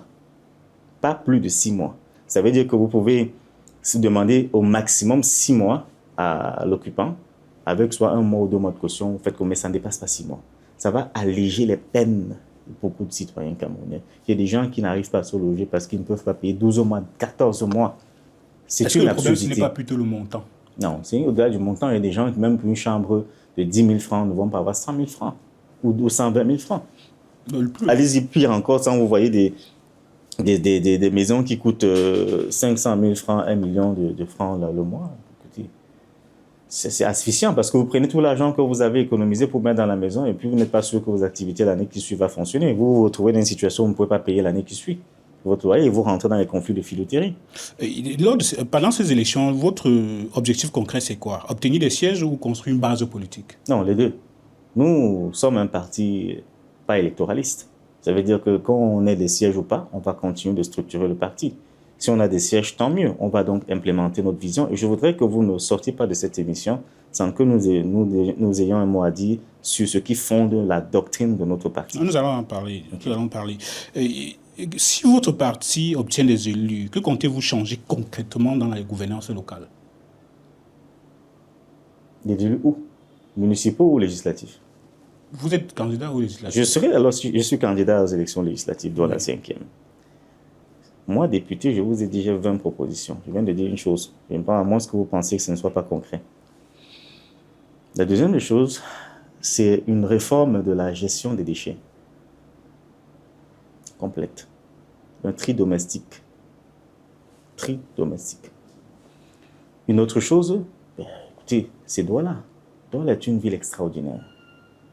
Et malheureusement, on a tellement sous-estimé le potentiel de Douala pour rendre Douala une ville comme Dubaï, une ville comme Montréal, une ville comme Paris. Douala deviendra un symbole pour le Cameroun. Et je me fais le cheval de Troie ou de bataille. Je me fais le porte-étendard de ce basculement qui fera de Douala une ville innovante. Je vous ai dit, la première des choses, c'est quand on vient à Douala. Quand on entre à Douala, il faut qu'on sente que c'est une ville dans laquelle, si on ressort, on va se souvenir toujours de Douala. On se souvient de Douala quand, pour certains touristes et tout ça, même des Camerounais qui vivent à l'étranger. Ils connaissent Douala parce qu'ils vont manger du poisson à la rue de la Joie ou à le petit terrain à Bonhomme Moussadi. Ils connaissent Douala parce qu'ils vont aller dans des lunchs et tout ça, des snacks. Mais on peut connaître Douala autrement à partir de son système de modernisation. Au sein de votre formation politique, vous parlez de quartierisme. C'est quoi le quartierisme? Alors, le quartierisme, c'est une idéologie politique, c'est surtout une doctrine politico-sociale que l'UPP a conçue et est en train de structurer et va l'implémenter si effectivement nous sommes dans même seulement une seule mairie. Si on prend une seule mairie, on va implémenter le quartierisme. Alors, le quartierisme, c'est une philosophie politique qui repose sur la notion de quartier. Le quartier est l'unité géographique la plus proche de l'habitant. Chaque habitant a sa maison dans un quartier. Et l'UPP estime que pour pouvoir réussir la gouvernance locale, il faut structurer la gouvernance de quartier, ce que nous appelons encore la gouvernance de proximité. Ça repose donc sur une structure très simple à comprendre. La structure commence par la mise en place d'un conseil de quartier. Le conseil de quartier est constitué par un ensemble de membres habitant le quartier. On aura 25 conseillers de quartier, 10 tirés au sort, des gens populaires, 10 désignés par des référents dans le quartier et 5 venant des élus municipaux, donc de la mairie. 25 pour faire le conseil de quartier. Et chaque conseil de quartier va mettre en place ce qu'on appelle la maison de quartier. La maison de quartier, c'est une infrastructure où siège le conseil de quartier. Le conseil de quartier, pour se réaliser, va mettre en place des commissions. L'une des premières commissions, c'est la commission identification et recensement. Cette commission va permettre d'identifier toute nouvelle personne et toutes celles qui habitent dans le quartier déjà. C'est une commission à part entière, composée de gens qui sont spécialisés dans le recensement, avec des agents de quartier qui vont aller quartier par quartier, donc, maison par maison, pour pouvoir recenser les gens. Et bien entendu, ça va se faire de manière numérique, pour qu'il y ait un fichier numérique des habitants du quartier Dépenda, ou des habitants du quartier Lundi, des habitants du quartier Lokpom, Lokbessou, Makepe Misoke, ainsi de suite, Ndokbon, ainsi de suite. Et en quoi cette approche peut-elle transformer concrètement la gouvernance? Cette approche transforme intégralement la gouvernance parce que le conseil de quartier, ce sont les gens du quartier qui structurent et le constituent. Donc, je vous ai parlé de commission identification, la commission santé, la commission sport, la commission jeunes, la commission personnes âgées, la commission de déchets ménagers, la commission aménagement des rues et des ruelles, la commission adressage, donc nomenclature, parce que quand on est dans un quartier, il faut qu'on sache que le bloc s'appelle comme ça, ainsi de suite. Et il faut des adresses. Il y a plusieurs commissions qui vont structurer la gouvernance du quartier. Il y a la commission économique et finance, parce que l'argent pour pouvoir réaliser les projets, pour moderniser le quartier, ça va venir des populations, des habitants du quartier même. Rien à voir avec l'État, rien à voir avec donc la mairie. Le chef de quartier tel qu'il est mis en place par l'autorité administrative, il joue son rôle toujours, qui est son rôle de liaison avec le... Rien à voir, ça ne change rien. Le maire qui est là, il y a quelques conseillers municipaux qui font partie du conseil de quartier, mais ne peuvent pas être présidents du conseil de quartier. Alors, le conseil de quartier joue un rôle consultatif auprès de la mairie. C'est ce conseil qui est capable, parce qu'il a plusieurs commissions. On sait que dans le quartier, s'il y a beaucoup de moustiques, la commission santé qui va chercher à savoir, puisque c'est constitué des gens du domaine de la santé qui habitent dans le quartier. Chercher à savoir comment on va régler ça. Donc, le conseil de quartier apportera des éléments factuels, réels, de la condition de vie des citoyens du quartier. Parce qu'il y aura une carte d'identité de quartier qui permet d'identifier que toi, tu habites dans ce quartier. C'est eux qui vous ramènent ça au niveau de la mairie. C'est quoi la différence entre le système de décentralisation actuel? Alors, ça, ce que je vous appelle, c'est un système justement pour accélérer la décentralisation. Mais c'est une décentralisation qui n'est pas centrée sur le pouvoir municipal, c'est-à-dire sur le magistère de la mairie. Non, c'est un pouvoir qui est concentré aux mains des habitants, qui n'a rien à voir avec la mairie. La mairie, elle, va continuer de s'occuper des problèmes. La mairie pourrait même affecter un budget à chaque conseil de quartier pour pouvoir justement, par exemple, pour la commission animation, pour aménager justement des aires où les enfants peuvent se récréer et tout et tout. Il y a tout ça. Vous avez parlé de micro-gouvernance et de démocratie participative. Comment cela fonctionnera-t-il dans un quartier camerounais? Comme je vous ai expliqué, comme je le disais, vous avez donc les conseils de quartier. Ça se passe par conseil de quartier. Les membres du conseil de quartier sont tirés au sort.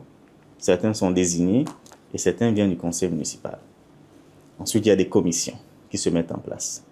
Ces commissions ont le but justement d'aller diagnostiquer chaque problématique auprès justement des habitants du quartier.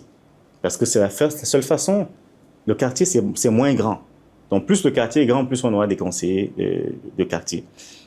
Et le rôle, effectivement, c'est d'apporter une contribution à la gouvernance. La gouvernance, je vous parle de gouvernance nationale. C'est le quartier. Vous êtes mieux placé pour savoir les problèmes dans votre quartier que le maire. Le maire ne peut pas connaître tous les problèmes du quartier. C'est pourquoi il y a les conseillers municipaux. Non, même les conseillers municipaux ne suffisent pas. Il y en a combien? 25, 61, 41. Ils ne peuvent pas connaître les problèmes de tous les quartiers. Ce que je vous parle est révolutionnaire. Si nous avions le pouvoir tout de suite, c'est la première réforme qu'on mettrait en place, les conseils de quartier. Vous avez parlé de création de conseils de quartier, des budgets participatifs. Comment éviter que ces structures deviennent simplement bureaucratiques? Non, elles ne seront jamais bureaucratiques. Déjà, pourquoi? Parce qu'elles ne dépendent pas du pouvoir central. Elles dépendent du quartier. Les gens sont élus pour 3 ans. Est-ce que ça ne supprime pas le poste de maire, de conseiller municipal? Ça ne supprime entièrement rien. Le maire continue justement. Le maire a un rôle. Je vais vous prendre pour que vous compreniez facilement. Comment vous financez en fait? Le financement est participatif, c'est-à-dire que chaque mois, chacun donne une contribution modique en fonction de son statut social. 500 pour certains, 100 francs pour d'autres, 1 million, dizaines de millions pour d'autres. Parce que le but, c'est de transformer et de moderniser le quartier. C'est là-bas que j'ai construit ma maison. Donc, si mon quartier a des aides d'animation, si mon quartier a des ruelles qui sont aménagées, pavées, je ne sais pas quoi, si mon quartier met en place des programmes de sport pour que les gens se gardent la forme dans des espaces qui ont été aménagés, si mon quartier, c'est que, OK, il y a beaucoup de moustiques, il y a beaucoup d'eau usée, donc on met en place un programme qui permet justement de résoudre cela, mais je serais heureux de financer si j'ai beaucoup plus d'argent que les autres. C'est un financement participatif. L'État n'a rien à voir là-dedans. C'est le quartier qui se met de manière autonome, qui finance lui-même ses propres problèmes. Et ce sera quoi le rôle des conseillers municipaux actuellement? Les conseillers municipaux, quand vous sortez de votre quartier, les conseillers municipaux travaillent pour la mairie. La mairie travaille pour la ville, ou bien pour la commune. Lorsque vous sortez de votre quartier, vous tombez sur l'espace public, entre guillemets, c'est-à-dire et c'est donc à ce niveau où le budget des mairies vont permettre justement de réaliser les œuvres. Développement au niveau infrastructurel. Et c'est déjà ce que le quartier fait. Non, le quartier le fait dans le quartier. Quand vous sortez, regardez bien, quand vous sortez de Bepanda, non, quand vous sortez de Lundi, quand vous sortez du quartier Lundi, oui. Et ça vous embranchez sur une route qui est une route principale, oui, qui dessert plusieurs autres quartiers. C'est cette route principale-là que la mairie aura donc l'obligation d'aménager. Mais cette fois-ci, ils auront le budget nécessaire et suffisant pour non seulement aménager cela. Deuxième chose, quand vous sortez de votre quartier, vous allez par exemple à l'hôpital. Le budget qui est alloué, justement, permettra de renforcer, de moderniser les espaces, les hôpitaux, qui sont des hôpitaux de la ville cette fois-ci, et non du quartier. Il y a plusieurs, y compris l'éclairage, y compris la sécurité par la vidéosurveillance. Tout cela, la mairie aura du budget suffisant. Pourquoi? Parce que les micro-projets qui concourent à assainir les quartiers et surtout d'éviter les frustrations des habitants, cela va se faire par les habitants du quartier. Vous dites que... Et chaque quartier aura la possibilité de démontrer qu'il est le meilleur, soit en salubrité, soit en réinsertion de ces jeunes qui sont en dérive, soit simplement la promotion de l'excellence à partir des élèves qui font partie du quartier avec des programmes qui permettent justement d'améliorer. Vous dites que vous allez financer ce projet avec des cotisations participatives. Oui. Et actuellement, les mairies sont financées comment? Les mairies sont financées de 2 manières, oui, au minimum. Il y a le budget qui vient de l'État, il y a les recettes qui sont collectées auprès des habitants, des taxes et des entreprises qui sont là, effectivement. Ce que je dis, c'est une contribution comme les tontines. Quand vous avez les tontines, vous avez la tontine, vous tontinez. Est-ce que vous ne pensez pas que les citoyens participent déjà à la commune? Ils vont encore venir participer au quartier? Non, là, ils participent pour leur quartier. La commune, ça englobe tous les autres quartiers. Là, je fais ça pour mon quartier. C'est comme si je fais ça pour ma maison. En fait, c'est comme si je viens aménager ma maison. Là, je fais une contribution pour voir. Je veux que mon quartier soit un quartier secure.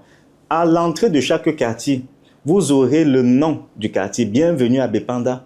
Bienvenue à Lundi. Bienvenue à Ndogbon.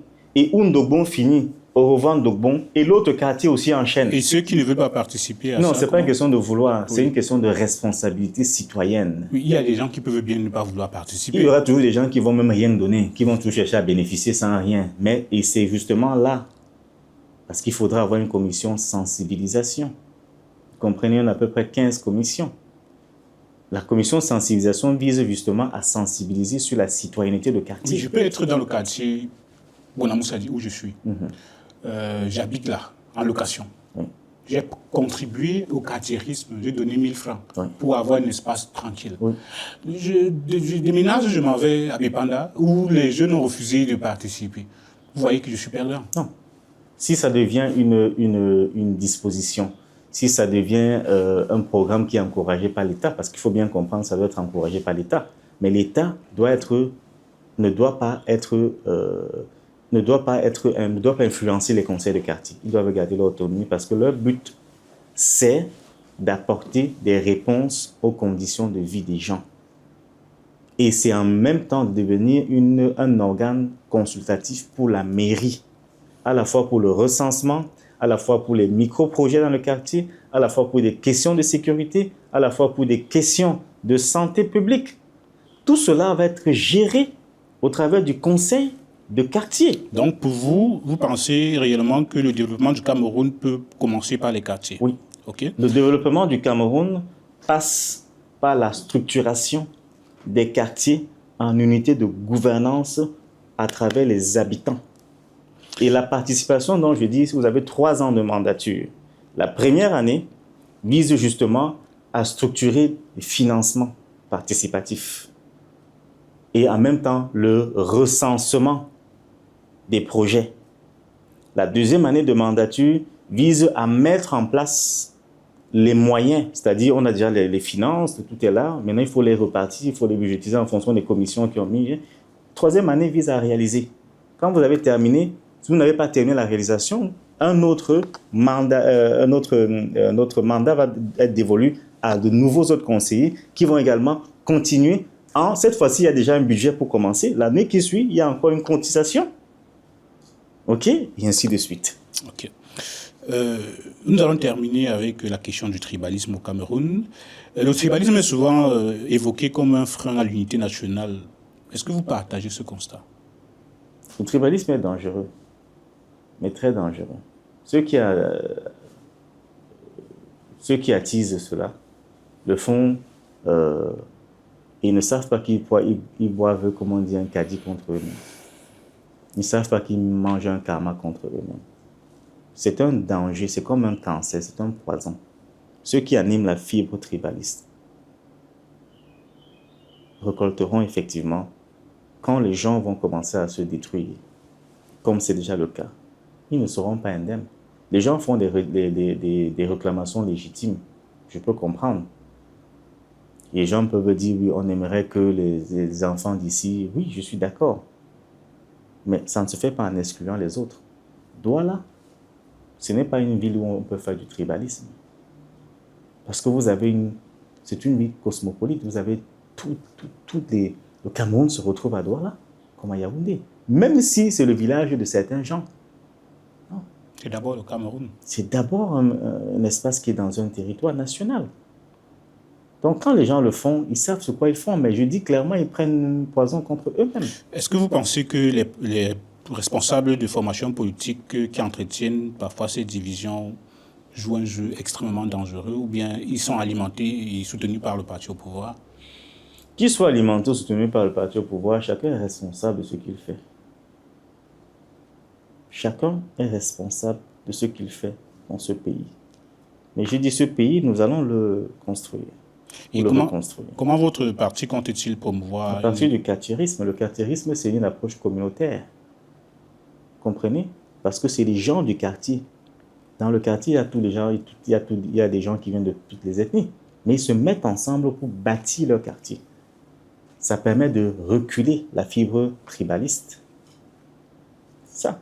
Je dis, le quartierisme, ce n'est pas seulement une idéologie, c'est tout un symbole de développement, d'innovation, mais surtout de cohésion au travers des citoyens qui vivent dans le quartier et qui sont des tribus très, très différentes. OK.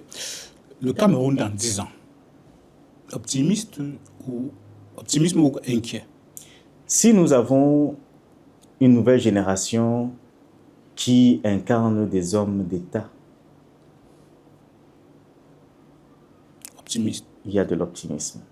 Mais par contre, et je peux vous dire, que si les citoyens camerounais continuent de ne pas comprendre alors que les évidences sont là, qu'il y a des politiciens qui animent leur propre intérêt, le Cameroun va continuer à être comme il est. Et eux, ils vont continuer dans la misère pendant que les autres vont continuer à s'enrichir et à vivre décemment. C'est une question simple à comprendre, facile.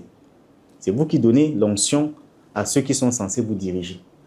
Si vous continuez d'animer, vous faites ça. Comme on dit, la danse bafia, vous êtes là, vous êtes là, vous êtes là. Tant pis pour vous. C'est vous qui allez en pâtir. Parce que la nature a été donnée, chacun a été donné avec des dons. Il y a des gens qui sont capables de réussir plus facilement que d'autres. Et nous autres, en tant que parti humaniste, nous nous mettons au service de ceux dont la nature n'a pas permis qu'ils avancent au même pas que les autres. Et si ceux-là ne comprennent pas, mais préfèrent plutôt des détours avec des politiciens dont ils connaissent déjà les références, c'est tant pis pour eux. Ça les engage. Nous, on fera notre partition, ils joueront la leur. Mais chacun sera responsable de la partition qui lui a été dévolue. Ok, pour terminer, si vous aviez une réforme urgente à faire immédiatement au Cameroun, ce serait quoi? La réforme des mentalités. 1. Il faut accélérer la manière dont nous travaillons au Cameroun. Il y a trop de lenteur dans tous les secteurs. Ce n'est pas seulement parce que quand on parle de bureaucratie, on dit lenteur. Mais non, même dans les entreprises privées, même chez soi, les gens sont lents à exécuter. Vous pouvez faire quelque chose maintenant, mais vous préférez attendre demain. Mais demain, c'est trop tard. La seconde d'après est trop tard. Demain, c'est encore loin. Il faut faire les choses vite. Et là, ce que vous devez faire maintenant, faites-le tout de suite et faites-le bien. Débarrassez-vous de ça. Parce que le monde s'enchaîne. On est dans le monde de la vitesse. Ok. Merci, Dr Amang Gaketia. Je vais vous soumettre à un jeu, pour terminer, que je soumets souvent aux invités que j'ai en face de moi. Vous pouvez décider, choisir de participer ou pas. Je vais vous citer le nom de 4 leaders de formation politique et vous allez me dire ce que vous pensez d'eux. Je vais vous citer... Les autres candidats ont eu le... Je crois qu'il y a beaucoup de gens qui passent ici. Oui, Est-ce que je suis la seule personne? Je soumets à tout le monde. Ah d'accord. Okay. Qu'est-ce que vous pensez de l'honorable Cabral Libi? Alors, l'honorable Cabral Libi est quelqu'un que j'ai eu à rencontrer. Je pense que c'est quelqu'un aussi qui a émerveillé toute une génération à un moment précis. Je pense que c'est un intellectuel et j'estime qu'il mène un combat qu'il n'a pas engagé lui-même ou dont il a été engagé lui-même. Donc, et ce combat-là, il est tout à fait louable, mais peut-être qu'il n'est pas mené comme les citoyens l'attendraient. Je pense que c'est un homme qui, comme les autres gens politiques ici au Cameroun, essaie de naviguer dans le contexte, dans le système. Mais l'individu, la personne, c'est un intellectuel, c'est un jeune. Donc c'est ensemble qu'il faut bâtir ce pays pour demain. Il y a beaucoup d'accusations qui sont, mais vous savez que demain, moi aussi, potentiellement, on m'accusera de beaucoup de choses. Si cela est avéré, tant mieux. Si cela n'est pas avéré, tant pis. Qu'est-ce que vous pensez de M. Abel Libi Lobé? Je ne pense rien du tout. Rien du tout. Je sais que c'est un citoyen camerounais qui intervient beaucoup à la télévision et qui a une orientation politique basée sur la question de l'ethnie et de la tribalité. Malheureusement, ces positions sont extrêmement déconnectées des réalités nationales. Et en principe, pour moi, ne devrait pas se retrouver sur l'espace public. Parce que tout le monde n'a pas son intelligence, n'a pas sa compréhension. Dans certaines des choses qu'il dit, je pense qu'il y a des éléments qu'on peut tirer. Vous savez, je pourrais vous surprendre. Mais le plus grand tribalisme n'est pas le tribalisme inter-ethnie, c'est le tribalisme intra-groupe ethnique. Comprenez? Je pourrais les développer plus loin. C'est là où il y a le tribalisme le plus perfide, le plus sournois. Vous pensez qu'il est tribaliste? Non, je n'ai pas dit qu'il est tribaliste. C'est une question. Hein. Mais écoutez, si vous avez une position qui vise à privilégier une tribu, vous êtes tribaliste. Comprenez? Moi, ce n'est pas la position que j'ai. Ma position est celle de quelqu'un qui déclare n'appartenir ou ne privilégier aucune tribu. Si c'était le cas, je serais candidat où mes parents ont des terres ou sont nés. Déjà, comprenez? vos parents ont des terres où déjà? Mes parents sont de l'ouest, de Bafang et de Banganti.